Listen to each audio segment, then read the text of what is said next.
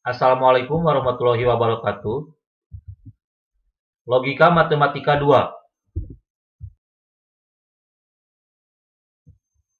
Pernyataan berkuantor. Pernyataan berkuantor adalah kalimat yang variabelnya mengandung suatu ukuran jumlah atau kuantitas. Pernyataan berkuantor dibedakan menjadi dua jenis. Yang pertama, kuantor universal, dilambangkan dengan huruf A terbalik. Dibaca semua atau setiap. Kuantor universal merupakan pernyataan yang menyatakan keseluruhan. Contoh, semua siswa diwajibkan mengikuti praktek, artinya keseluruhan siswa. Kata semua bisa juga kita ganti dengan setiap. Jadi, setiap siswa diwajibkan mengikuti praktek. Contoh yang kedua, untuk setiap n anggota bilangan real, n kali 0 sama dengan 0. Yang kedua, kuantor eksistensial, dilambangkan dengan huruf E terbalik. Dibaca ada, beberapa, atau terdapat. Kuantor eksistensial merupakan pernyataan yang menyatakan sebagian. Contoh, beberapa siswa lulus ujian matematika. Artinya di sini hanya sebagiannya saja, tidak keseluruhan. Bisa juga diganti dengan ada. Jadi, ada siswa yang lulus ujian matematika. Atau kita ganti dengan kata terdapat.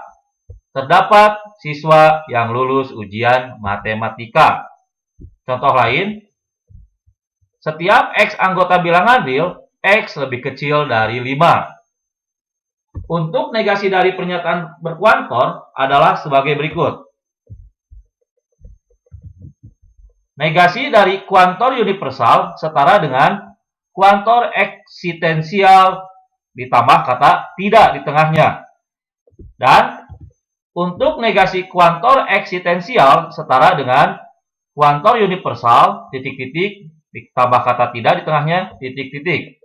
Contoh, semua siswa diwajibkan mengikuti praktek.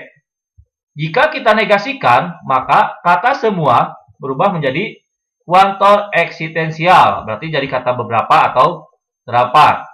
Sehingga negasi dari semua siswa diwajibkan mengikuti praktek berubah menjadi beberapa siswa tidak diwajibkan mengikuti praktek. Sekarang yang kuantor eksistensial kita negasikan. Beberapa siswa lulus ujian matematika. Jika dinegasikan, maka kalimatnya akan menjadi semua siswa tidak lulus ujian matematika.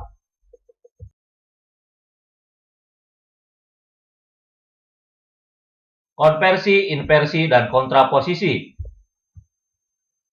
Hubungan antara konversi, inversi, dan kontraposisi dapat ditunjukkan dalam bentuk diagram berikut.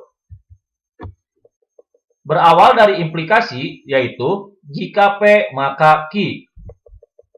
Konversinya adalah jika Q maka P. Untuk konversi, kalian tinggal membalikkan antara pernyataan pertama dengan pernyataan yang kedua. Di sini, di awalnya adalah jika P maka Q. Konversinya kita balik, jadi jika Q maka P. Inversinya adalah jika negasi P maka negasi Q. Untuk inversinya, kalian tinggal menegasikan kedua pernyataan. Awalnya, jika P maka Q. Inversinya, kita gunakan negasi. Jadi, jika negasi P maka negasi Q. Yang terakhir, yaitu kontraposisi. Untuk kontraposisi, jika negasi Q maka negasi P. Nah, untuk kontraposisi ini, kita balikan posisinya. Dan kita negasikan. Jadi, untuk konversi, kalian hanya membalikan posisinya antara pernyataan pertama dan pernyataan kedua. Untuk inversi, kalian tinggal menegasikan antara pernyataan pertama dan pernyataan kedua. Dan untuk kontraposisi, dibalik dan juga dinegasikan. Contoh, pernyataan pertama, Rahmat pintar. Pernyataan kedua, Rahmat naik kelas. Maka implikasinya, jika P maka Ki. Jika Rahmat pintar, maka Rahmat naik kelas. Kita cari konversinya. Ingat, untuk konversi, kalian tinggal membalikan antara pernyataan pertama dan pernyataan kedua.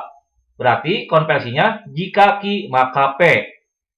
Jika Rahmat naik kelas, maka Rahmat pintar. Inversinya, jika negasi P, maka negasi Ki. Berarti, jika Rahmat tidak pintar, maka Rahmat tidak naik kelas. Dan untuk kontraposisinya, yaitu dibalik dan juga dinegasikan.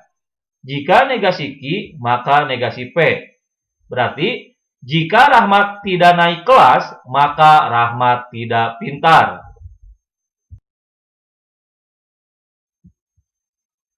Tautologi dan kontradiksi. Tautologi yaitu pernyataan yang selalu bernilai benar. Sedangkan kontradiksi yaitu pernyataan yang selalu bernilai salah. Contoh, buktikan P dan negasi P dan Ki selalu salah untuk setiap nilai kebenaran P dan Ki.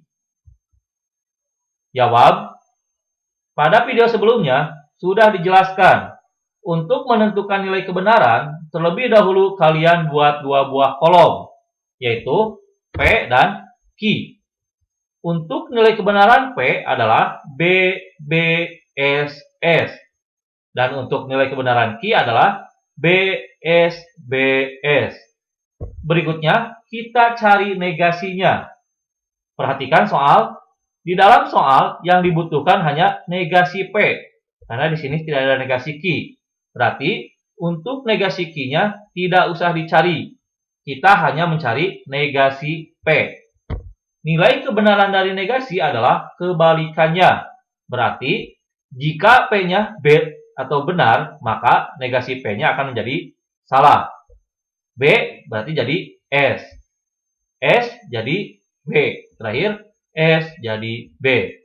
Berikutnya, kita cari nilai kebenaran yang ada dalam kurung, yaitu negasi P dan Ki, atau disebut dengan konjungsi.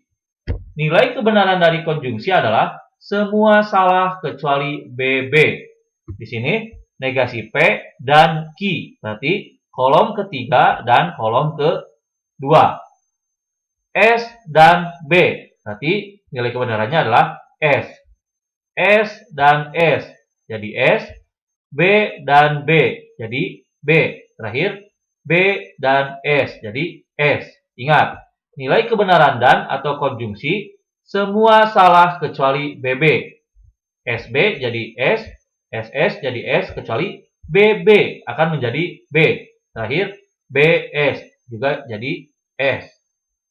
Terakhir, kita gabungkan keseluruhannya, yaitu P dan dalam kurung negasi P dan Ki. Berarti P yang ini yang kolom pertama dengan negasi P dan Ki dengan kolom keempat. Di sini kata penghubungnya adalah dan atau konjungsi. Berarti nilai kebenarannya adalah semua salah kecuali BB. B dan S, maka nilainya adalah S. B dan S, nilainya adalah S. S dan B, nilainya adalah S. Terakhir, S dan S, nilainya adalah S.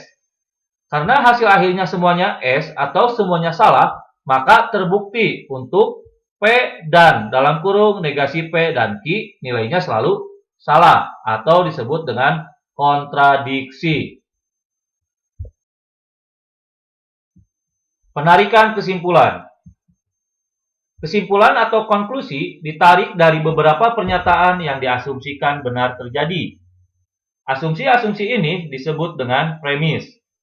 Dalam penarikan yang sah, ada 3 prinsip yang perlu dipelajari, yaitu yang pertama, modus ponens. Ponens dalam bahasa Latin berarti mengiyakan. Modus ponens adalah penarikan kesimpulan yang menggunakan implikasi dengan bermaksud mengiyakan suatu kebenaran. Bentuk ponens adalah sebagai berikut. Pernyataan pertama atau premis pertama, jika P maka Q. Premis kedua, P, maka konklusinya atau kesimpulannya adalah Q. Contoh, premis pertama, jika tamatan SMK berkualitas, maka tamatan SMK mudah memperoleh pekerjaan. Premis kedua, tamatan SMK mudah memperoleh pekerjaan. Maka, konklusinya atau kesimpulannya adalah tamatan SMK berkualitas. Kedua, modus tollens. Tollens dalam bahasa Latin berarti mengingkar. Modus tollens adalah penarikan kesimpulan yang menggunakan implikasi dengan cara mengingkari atau melakukan suatu penolakan. Bentuk modus tollens adalah sebagai berikut. Premis pertama, jika P maka Q. Premis kedua, negasi P. Maka konklusinya atau kesimpulannya adalah negasi Q. Contoh, premis pertamanya, jika Iwan lapar, maka Iwan makan. Premis kedua, Iwan tidak lapar, maka konklusinya adalah Iwan tidak makan. Yang terakhir, silogisme. Silogisme disebut juga sifat transitif dari implikasi. Silogisme adalah argumentasi yang dinyatakan sebagai berikut. Premis pertama, jika P maka Q. Premis kedua, jika Q maka R. Maka konklusinya adalah jika P maka R. Contoh, jika saya rajin, maka saya pintar. Jika saya pintar, maka saya naik kelas. Konklusinya adalah jika P maka R. Berarti jika saya rajin, maka saya naik kelas. Terima kasih. Wassalamualaikum warahmatullahi wabarakatuh.